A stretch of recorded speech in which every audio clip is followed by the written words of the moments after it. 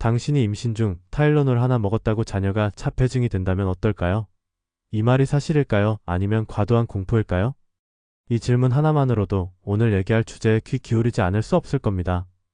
얼마 전 미국에서 트럼프 전 대통령과 RFK 주니어가 공동 기자회견을 열고 타일러놀 아세트 아미노펜이 자폐증을 유발할 수 있다고 주장하면서 논란이 일었습니다. 우선 분명히 말하겠습니다. 현재의 과학적 증거는 타일러놀 사용이 자폐증을 일으킨다고 확정짓는 수준은 아닙니다. 다만 일부 연구들이 연관 가능성 어소시에이션을 가리키고 있고 그것을 어떻게 해석하느냐가 핵심 논쟁입니다. 예를 들어 뉴욕의 마운트 시네이아의 연구팀은 임신 중 아세트 아미노펜 노출이 자폐증이나 ADHD 위험을 다소 높일 수 있다는 연구를 발표했습니다.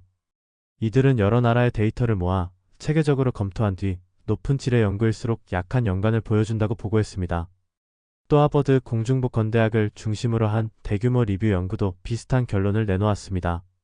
그러나 한 걸음 물러나 보면 중요한 반론도 많습니다.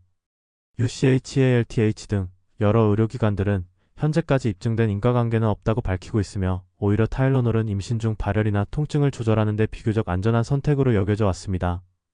어메리컨 칼리지 오브 아브스터트리션즈 언드 가이너칼러저스트 산부인과 전문의 모임 역시 데이터가 제한적이므로 무조건 피하라고 할 수 없다고 경고하고 있습니다. 이처럼 과학계 내부도 팽팽히 맞서 있습니다. 어떤 이는 트럼프 측 주장은 데이터 일부를 선택적으로 인용한 체리픽 체리 마이너 스피킹이다라고 비판합니다. 왜냐하면 연관성이 관찰되었다 하더라도 자폐증 위험이 증가한다, 타일러놀이 원인이다라는 도약이 정당화되지는 않기 때문입니다. 또한 자폐증은 유전 요인과 여러 환경 요인이 복합적으로 작용하는 것으로 알려져 있으며 타일러놀 사용만으로 모든 것을 설명할 수 없습니다.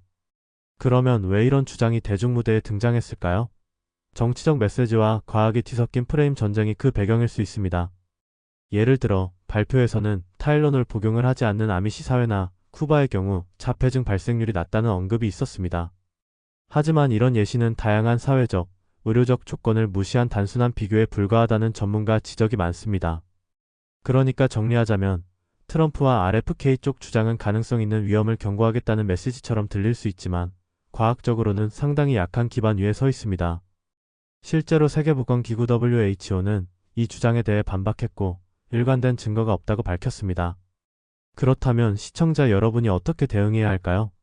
첫째, 공포에 휩싸이지 마세요. 한 번의 타일러놀 복용이 자폐를 만든다는 주장은 지금의 과학 수준으로는 너무 단순한 해석입니다. 둘째, 만약 임신 중 열이나 통증이 있다면 의사와 상의하세요. 필요할 때는 최소한의 용량, 가장 짧은 기간만 사용하는 것이 바람직한 접근입니다. 셋째, 과학은 늘 진화합니다. 오늘의 결론이 영원히 변하지 않는 것은 아닙니다. 새로운 강한 연구가 나온다면 얼마든지 인식은 바뀔 수 있어요. 마지막으로 한 가지 더 생각해 볼 점이 있습니다. 전단적으로 극단적 메시지를 던지는 정치적 발표와 신중하게 균형을 고려하는 과학적 해석 간의 간극이 점점 벌어지고 있다는 사실 말입니다.